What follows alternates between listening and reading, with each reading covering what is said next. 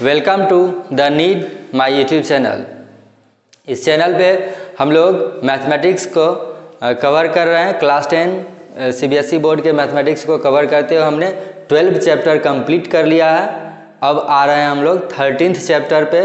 इस चैप्टर का नाम है स्टैटिस्टिक्स, जिसमें कुछ चीज़ें जो है हम लोगों ने क्लास 9 में पढ़ लिया है। इसमें ग्रुप्ड और अनग्रुप्ड फ्रीक्वेंसी डिस्ट्रीब्यूशन, इसके बारे में 9 में पढ़ा है। ग्रुप्ड फ्रीक्वेंसी डिस्ट्रीब्यूशन और अनग्रुप्ड फ्रीक्वेंसी डिस्ट्रीब्यूशन क्या होता है। तो अनग्रुप्ड में जो बहुत कम डेटा अगर हमें पढ़ना है और जिसको हम सेपरेटली यूज कर सकते हैं, इस तरह का कम डेटा अगर है तो उसको अलग अलग भी हम फ्रीक्वेंसी टेबल में दिखा सकते हैं। तो इस तरह के डेटा को अनग्रुप्ड डेटा कहेंगे और इसका जो फ्रीक्वेंसी डिस्ट्रीब्यूशन होगा उसको अनग्रुप्ड फ्रीक्वेंसी डिस्ट्रीब्यूशन कहेंगे। और जब बहुत ज़्यादा डेटा होगा, बड़े डेटा को रिप्रेजेंट करना होगा, तो जिसमें इंडिविजुअली हम रिप्रेजेंट नहीं कर पाते हैं, तो उस तरह के डेटा को रिप्रेजेंट करने के लिए ग्रुप बनाना होता है। यानी एक क्लास इंटरवल, जैसे ग्रुपिंग, जैसे अगर मान लेते हैं 100 तक के डेटा को रिप्रेजेंट करना है, तो इसमें हम क्या करते हैं, ज़रूरत के हिसाब से, नंबर ऑफ डेटा के हिसाब से ग्रुपिंग करते हैं। जैसे 0 से 10, 10 से 20, तो इस तरह हम डेटा, नंबर ऑफ डेटा के हिसाब से और उसको रिप्रेजेंट करने में आसान हो उसके हिसाब से हम ये ग्रुपिंग कर लेते हैं, जिसको हम क्या बोलते हैं, क्लास इंटरवल। तो इस तरह से जो हम एक ग्रुपिंग कर लेते हैं डेटा को, उसको ग्रुप्ड डेटा कहेंगे। उसका जो फ्रीक्वेंसी डिस्ट्रीब्यूशन होगा उसको ग्रुप्ड फ्रीक्वेंसी डिस्ट्रीब्यूशन कहेंगे। ये सब हमने क्लास 9 में पढ़ा है। और क्या पढ़ा है, डेटा को पिक्टोरियली रिप्रेजेंट करना, पिक्चर के फॉर्म में भी हमने डेटा को रिप्रेजेंट करना पिछले क्लासों में पढ़ा है। 7, 8, 9 में इस सब में पिक्चर्स के द्वारा डेटा को रिप्रेजेंट करना हम लोगों ने सीख चुका है। जिसमें पिक्टोरियल ग्राफ, उसमें एक बार ग्राफ, हिस्टोग्राम और फ्रीक्वेंसी पॉलीगॉन, इस सब के बारे में हमने प्रीवियस क्लास में पढ़ा है। उसके बाद क्या पढ़ा है, मेजर्स ऑफ सेंट्रल टेंडेंसी। कुछ जो बेसिक नॉलेज है मेजर्स ऑफ सेंट्रल टेंडेंसी का, यह भी हमने क्लास 9 में और पिछले क्लास में कुछ इसके बारे में हमने पढ़ा है। तो इसके बारे में अब क्लास 10 में थोड़ा डिटेल्स में पढ़ना है। सेंट्रल टेंडेंसी क्यों कहते हैं, पहले ये जानते हैं। सेंट्रल टेंडेंसी क्या होता है कि ढेर सारा डेटा है, उस डेटा के बदले हम ऐसा डेटा रिप्रेजेंट करें जो सबको एक साथ लेके चले। जैसे उसके बीच का, उसके सेंटर का, जैसे नाम से ही क्लियर है, सेंट्रल मतलब बीच, मिड का कोई ऐसा वैल्यू जो अपर डेटा को, अपर वैल्यू वाले डेटा को और लोअर डेटा को सबको लेकर चले, सबको रिप्रेजेंट करे। तो उस तरह के वैल्यू को क्या कहेंगे, सेंट्रल डेटा। तो इसमें जो हम लोग पढ़ते हैं, तो जो ढेर सारा डेटा है उसका सेंट्रल मीनिंग, यानी उसके मिड का ऐसा डेटा जो उसको सबको रिप्रेजेंट करे।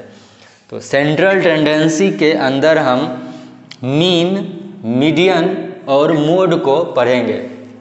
और इसके बारे में कुछ प्रीवियस क्लासेस में भी हम लोगों ने पढ़ा है। तो मीन क्या होता है, एवरेज।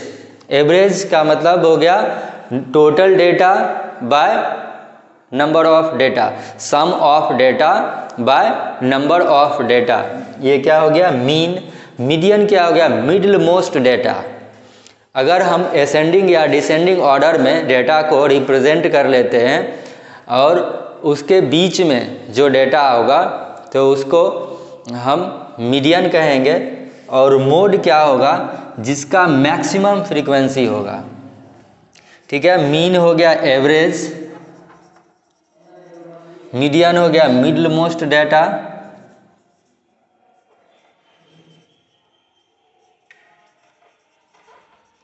एंड मोड क्या होगा, मैक्सिमम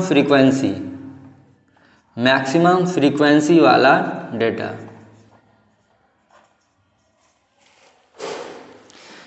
ठीक है, तो इस तीनों के बारे में हमें इस क्लास में भी पढ़ना है। तो इसमें हम लोग जो क्लास 10 में पढ़ेंगे उसमें ग्रुप्ड डेटा के बारे में पढ़ेंगे, जिसमें सबसे पहला टॉपिक है मीन ऑफ ग्रुप्ड डेटा।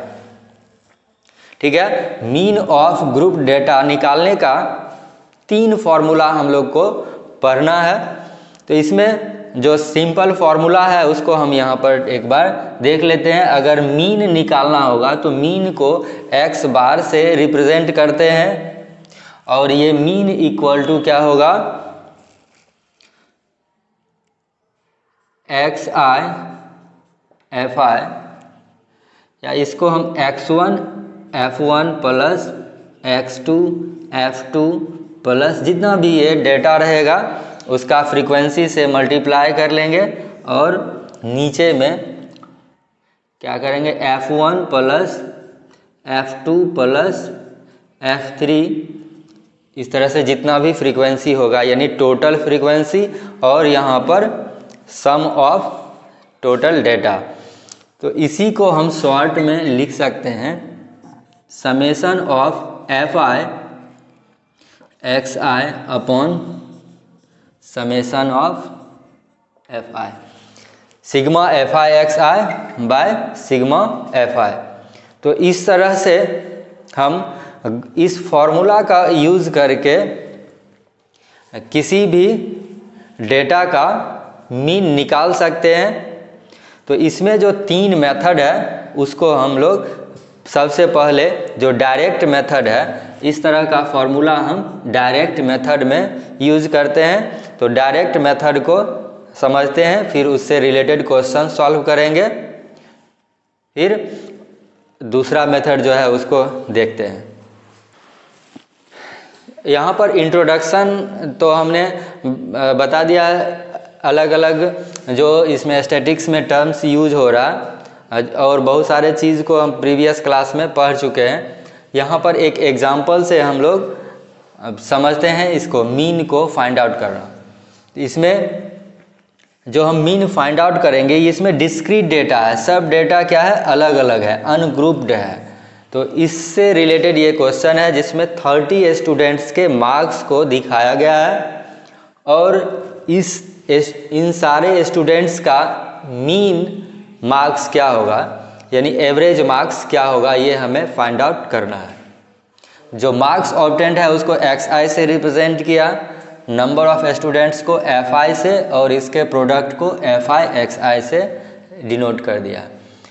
तो इसमें यहाँ पर फर्स्ट स्टूडेंट जो है, यहाँ पर 10 मार्क्स है और उसका फ्रीक्वेंसी 1 है, यानी एक स्टूडेंट को 10 मार्क्स आया।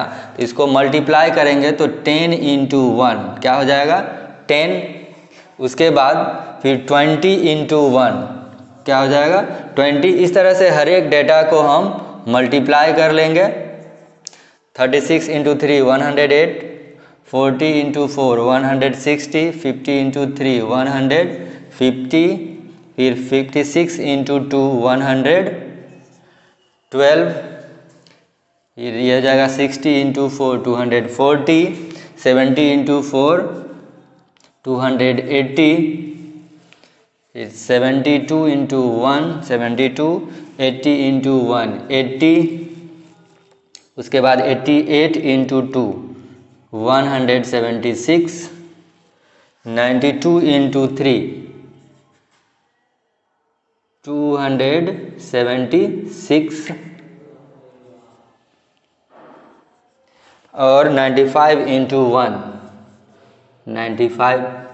इस तरह से सिंपली मल्टीप्लाई कर लेंगे, और हम क्या निकालेंगे, समेशन ऑफ fi xi, यानी सबको ऐड करके जो आएगा वो हम निकाल लेंगे। ये ऐड करने के बाद कितना आता है सब लोग फाइंड आउट कर लें। ये 1779 आएगा। ठीक है, इसको ऐड कर लेना है, simple addition.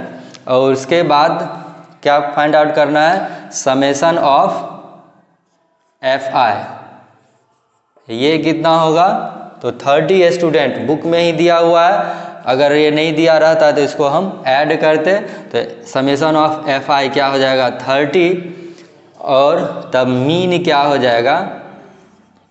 Mean equal to summation of FI sigma FI XI by sigma FI, यानी 1779 बाय 30। ये इसको हम डिवाइड कर लेंगे तो क्या होगा? 3 इंटू 5 15 हो गया, 2 रिमाइंडर में आएगा 27, तो 3 इंटू 9 हो जाएगा 27, उसके बाद बच जाएगा क्या?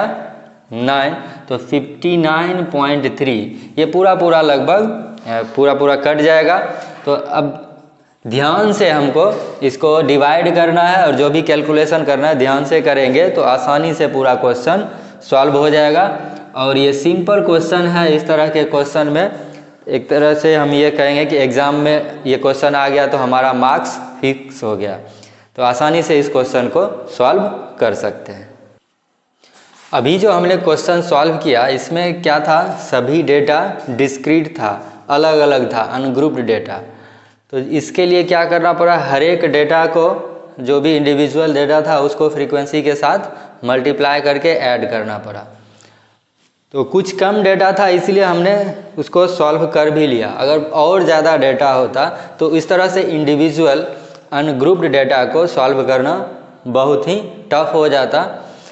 तो इस तरह से उसको थोड़ा इजी करने के लिए हम क्या करते हैं, अगर नंबर ऑफ़ डेटा ज़्यादा होता है तो उसका ग्रुपिंग कर लेते हैं, तो उसी को हम ग्रुप्ड डेटा में कन्वर्ट कर लेते हैं।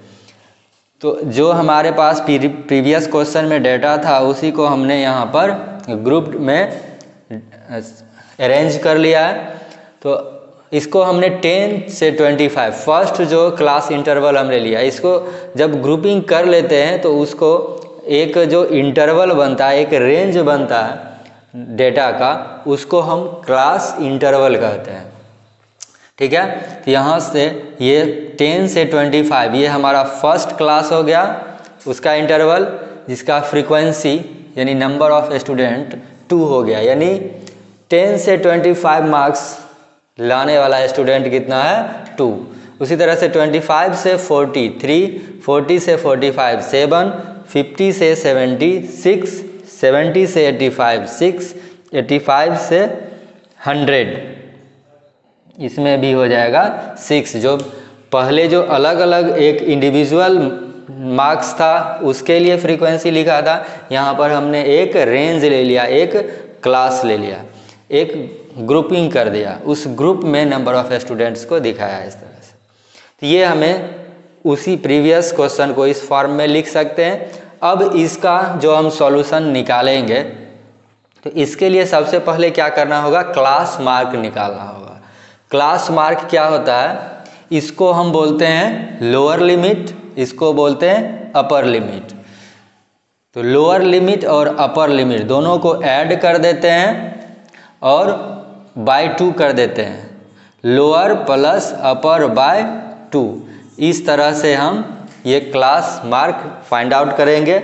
तो क्लास मार्क इसका कितना हो जाएगा? 25 प्लस 10 35 बाई 2 17.5 हो जाएगा। अब फिर इसी तरह से दूसरे क्लास इंटरवल का क्लास मार्क निकालेंगे तो 25 प्लस 40 65 बाई 2, तो कितना हो जाएगा? 32.5। इसके बाद इस दोनों का सम 95 बाई 2, तो ये क्या हो जाएगा? 47.5। 55 प्लस 70 ये हो जाएगा 125, उसमें बाई 2 करेंगे तो क्या हो जाएगा? 62.5।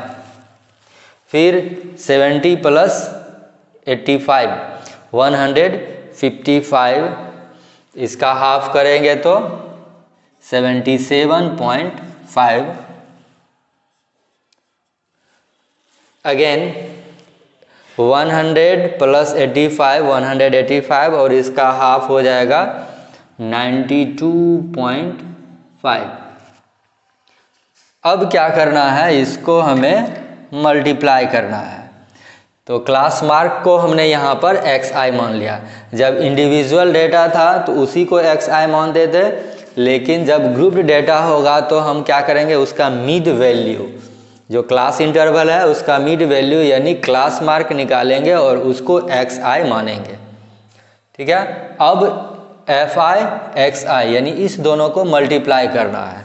तो ये मल्टीप्लाई करके कितना आ जाएगा, 35, ये हो जाएगा 7 3 9 97.5। इसको 7 से मल्टीप्लाई कर लेंगे, 7 5 35, 35 बचिए 3, 7 × 7 49 प्लस 3 52, 7 चौक 28 5 33,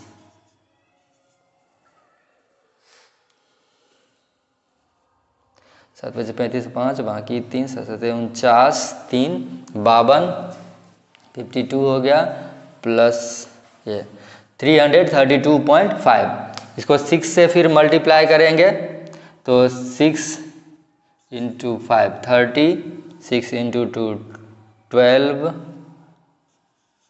प्लस 3 15, 6 × 6 36 यानी 37, 375 हो जाएगा। फिर इसको मल्टीप्लाई करेंगे इसी तरह से,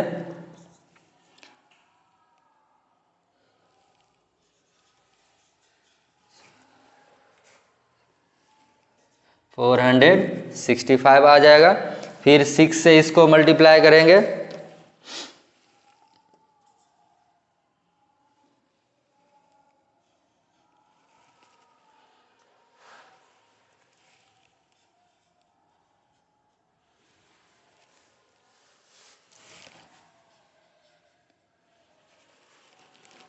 ठीक है। तो इस तरह से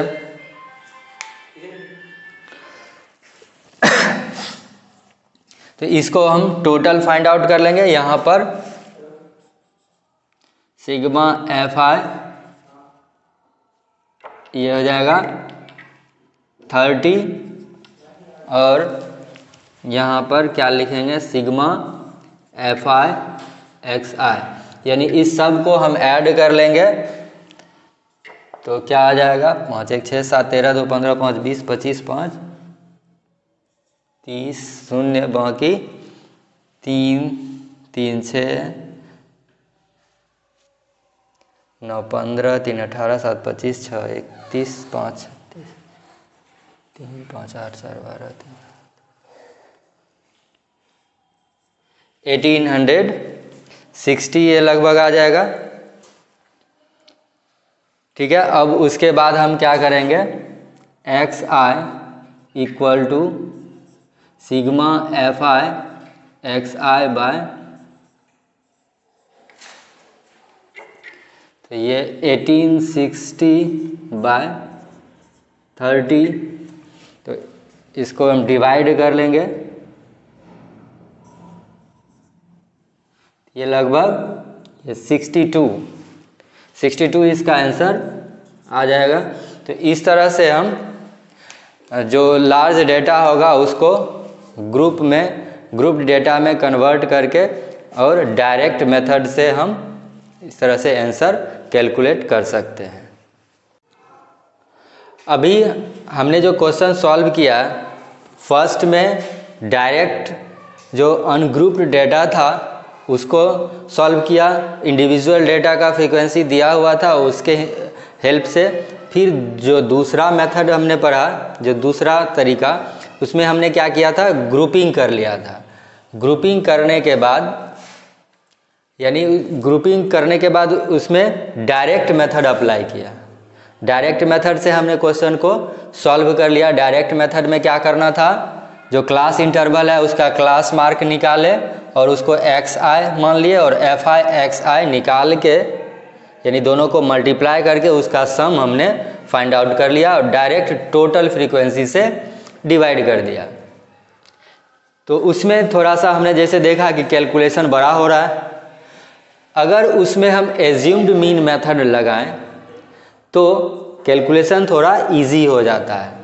अब जब डेटा बहुत बड़ा हो, यानी जो सॉल्व करने के बाद जो हमारा प्रोडक्ट आ रहा है या ऐड करने के बाद ये सब जो डेटा जब बड़ा हो, तो उसमें अगर हम ये मेथड लगाते हैं तो कुछ इजी हो जाएगा। तो इसमें एज्यूम्ड मीन मेथड में, जैसा कि नाम ही है एज्यूम्ड मीन, ठीक है, एज्यूम्ड मीन मेथड, तो इसमें हम एक जो डेटा है यानी क्लास मार्क जो निकल रहा है, तो उसमें से कोई एक वैल्यू को हम मीन एज्यूम कर लेते हैं। अब ये ज़्यादातर हम क्या करते हैं, मिडल वैल्यू जो होता है, मिडल मोस्ट वैल्यू जो होता है उसको हम एज्यूम्ड मीन मानते हैं, ठीक है। यानी ए से इसको हम रिप्रेजेंट कर देंगे, इसको क्या लिख देंगे, ए, एज्यूम्ड मीन। तो इसमें से हम दोनों में से कोई भी ले सकते हैं। ऐसा वैल्यू सेलेक्ट करना है जिससे कैलकुलेशन इजी हो जाए। और जब हम मीन एज्यूम कर लेते हैं तो उसके बाद डेविएशन फाइंड आउट करते हैं। डेविएशन क्या होता है, एक्स आई यानी class mark minus assumed mean, X I minus A, ठीक है। तो यहाँ पर 17.5 है और ए हमने 47.5 माना, तो ये इसका डिफरेंस क्या हो जाएगा, -30, फिर 32.5 -47.5, इसका डिफरेंस कितना आ जाएगा, -15, और यहाँ पर इसमें माइनस करेंगे तो हो जाएगा 0, आगे आ जाएगा 62.5 -47.5 आ जाएगा 15, 77.5 -47.5 यहाँ आ जाएगा 30, और लास्टली 92.5 -47.5 करेंगे तो यहाँ पर क्या आ जाएगा, 45, ठीक है। तो इस तरह से हमने डी आई यानी डेविएशन, डी आई क्या है, डेविएशन, डेविएशन फाइंड आउट कर लिया। एक्स आई माइनस ए यानी class mark minus assumed mean करके हमने ये फाइंड आउट कर लिया।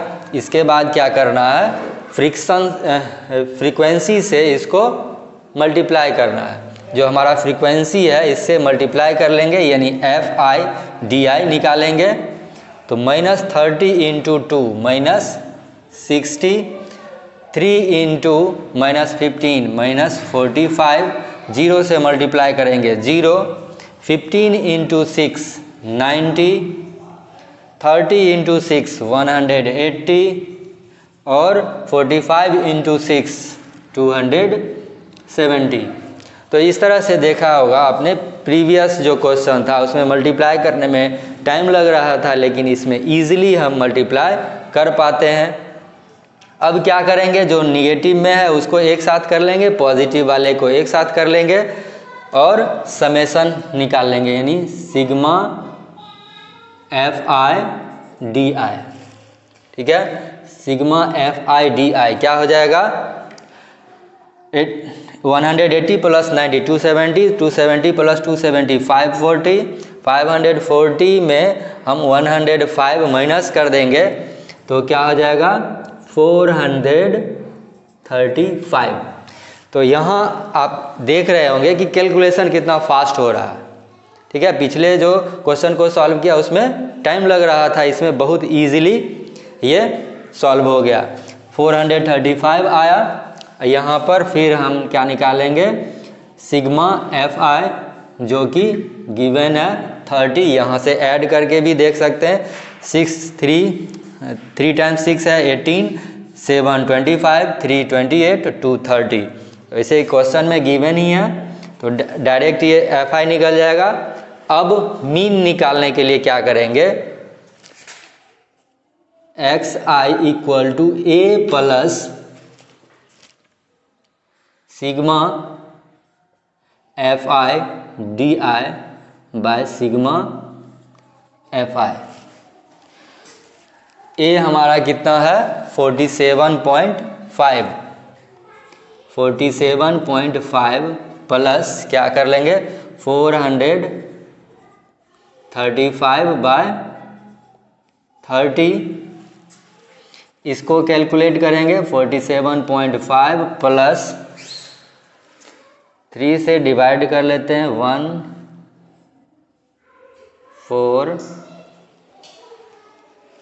14.5 आ जाएगा। अब इसको ऐड कर लेते हैं 0 to 62, इसमें भी वैल्यू जो प्रीवियस क्वेश्चन में जो आंसर आया था आंसर हमारा सेम आ जाएगा 62, ठीक है, यानी मीन क्या हो गया 62। ये हो गया दूसरा तरीका एज्यूम्ड मीन मेथड। अगर हम गौर करेंगे तो पिछले से ये बहुत ही आसानी से, पिछला तरीका जो था उससे यह कैलकुलेशन बहुत ही इजी और फास्ट हो जाता है। थर्ड मेथड अब हम लोग इसमें सीखने जा रहे हैं। जैसे कि देखा कि जैसे जैसे मेथड हम चेंज करते जा रहे हैं कैलकुलेशन बहुत ही आसान होते जा रहा है। तो हमें क्वेश्चन के हिसाब से या क्वेश्चन में अगर मेथड लिखा रहेगा तो उस मेथड से सॉल्व करना है। अगर क्वेश्चन में मेथड मेंशन नहीं होगा तो हम क्या करेंगे, जिस मेथड से बनाने में हमें आसान लगे, यानी कैलकुलेशन जिसमें भी ज़्यादा होगा उसको हम इस स्टेप डेविएशन मेथड यानी थर्ड मेथड, ये थर्ड मेथड जो है इसको अप्लाई करेंगे। इससे पिछले वाले क्वेश्चन में देखें, दो क्वेश्चन में, तो फर्स्ट मेथड जो डायरेक्ट मेथड था उसमें कैलकुलेशन जो था बहुत ही ज़्यादा था, बड़ा कैलकुलेशन आ रहा था। जब हम एज्यूम्ड मीन मेथड अप्लाई किए तो कैलकुलेशन रिस्पेक्टिवली छोटा हो गया, इजी हो गया।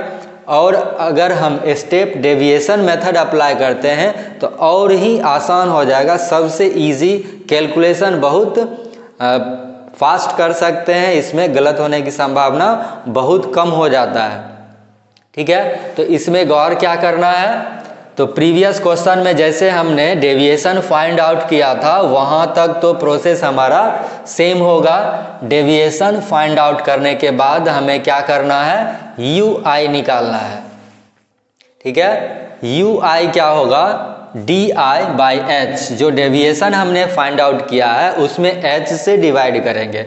अब H क्या है, तो साइज ऑफ क्लास, H क्या है, साइज ऑफ क्लास, क्लास का साइज। ये साइज कैसे निकलेगा, तो upper limit minus lower limit, किसी भी क्लास इंटरवल का upper limit minus lower limit करेंगे तो हमारा H निकल जाएगा। यहाँ हम लोग जो अभी क्वेश्चन सॉल्व कर रहे हैं इसमें सबका क्लास इंटरवल, सबका क्लास साइज सेम है, यानी H का वैल्यू सब में सेम आएगा। तो 25 माइनस 10 क्या हो जाएगा 15, और इससे यानी यहाँ पर H का वैल्यू हमें क्या मिल गया है 15।